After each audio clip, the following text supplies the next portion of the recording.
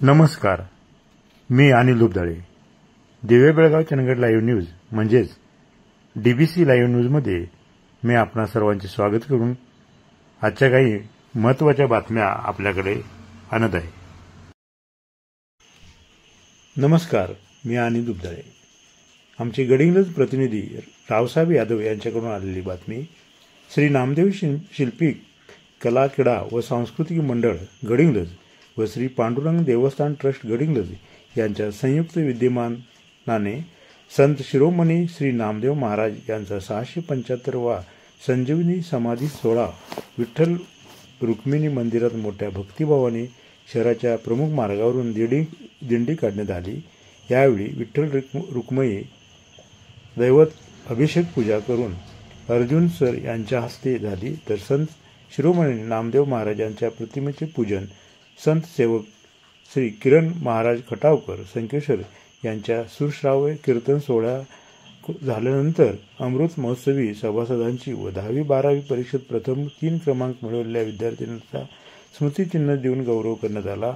यावेळी कडगाव, वडरगे, लिंगणूर, बेकनाळ, गडिंग्लज भजनी मंडळी या कार्यक्रमामध्ये सहभागी होती. महाप्रसादानंतर हा कार्यक्रम संपन्न झाला. अध्यक्ष रवींद्र महाडिक व समाजातील मान्यवर नेत्यांनी या कामी विशेष परिश्रम घेतले. कागलचे आमचे प्रतिनिधी कृष्णांत कोरे यांच्याकडून येथील श्री पिराजी प्राथमिक शिक्षक सहकारी संस्था पतपेढी कागल या संस्थेची 90वी वार्षिक सर्वसाधारण सभा मगर सांस्कृतिक सभागृहात खेळीमेळीच्या वातावरणात पार पडली. या सभेत सभासदांना 18% लाभांश वाटप करण्याचे जाहीर करण्यात आले.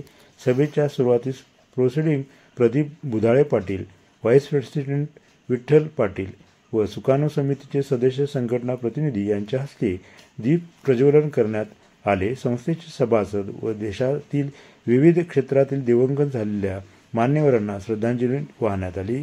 या संस्थेचे माजी प्रेसिडेंट सुनील पाटील यांची जिल्हा परिषद कर्मचारी सोसायटीच्या चेअरमनपदी निवड झाल्याबद्दल सपत्नीक सत्कार करण्यात आला. त्याचबरोबर विस्तार अधिकारीपदी बढती मिळालेल्या नेट सेट उत्तीर्ण सभासदांचा व उच्च अधिकारी पदावर नियुक्त झालेल्या सभासदांच्या पाल्यांचा विशेष सत्कार करण्यात आला. ज्या सभासद व सभासदांच्या मुलींना विविध स्पर्धा परीक्षेत उत्तम यश प्राप्त झाले आहे त्यांचा देखील संस्थेने सन्मान चिन्ह देऊन व सेवानिवृत्त सभासदांना सन्मानपत्र देऊन सन्मानित करण्यात आले. संस्थेचे कापशी शाखेचे शाखाधिकारी अशोक चौगले यांना गुणवंत कर्मचारी म्हणून संस्थेने सन्मान चिन्ह देऊन सन्मानित करण्यात आले.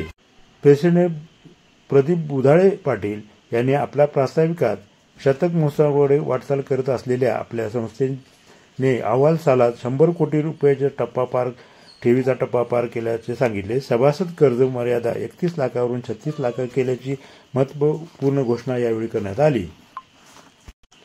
चालू वर्षामध्ये अहवाल सालात संस्थेला एकूण व्यवसाय 120 कोटीचा झाला असून काटकसरीच्या व पारदर्शक कारभारामुळे संस्थेस 1,60 लाखाहून अधिक ढोबळ नफा झाला असल्याचे सांगण्यात आले.